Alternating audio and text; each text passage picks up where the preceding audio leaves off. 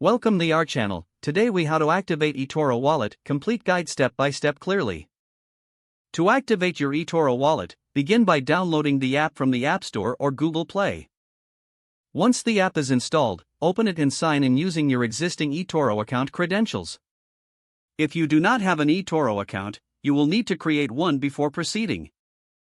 After logging in, you may need to complete a verification process.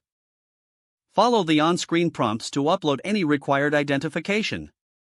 Once verified, navigate to the Wallet section of the app.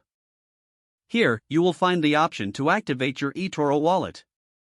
Tap on the Activate button to proceed. You may be prompted to set up a secure PIN for your wallet.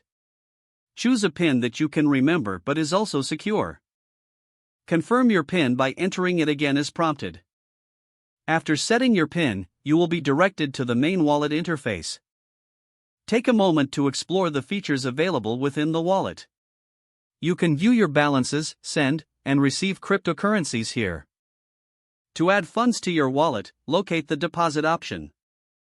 Select your preferred funding method and follow the instructions provided.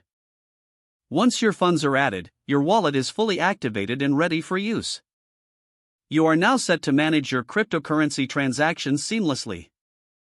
Keep your wallet app updated for the best performance and security. Regularly review your transaction history for any discrepancies. And that's how you activate your eToro wallet. If the page does not load, refresh the browser or try again in a private or incognito window.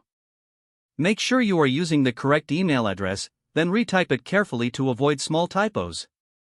If your password is not accepted, use the reset option and create a new strong password you can remember. Check your spam folder for verification or security emails, then complete any requested confirmation steps.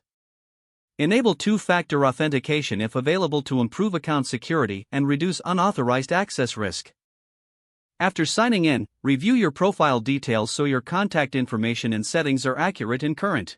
If you see an error message, note it down and try again after restarting your device and internet connection.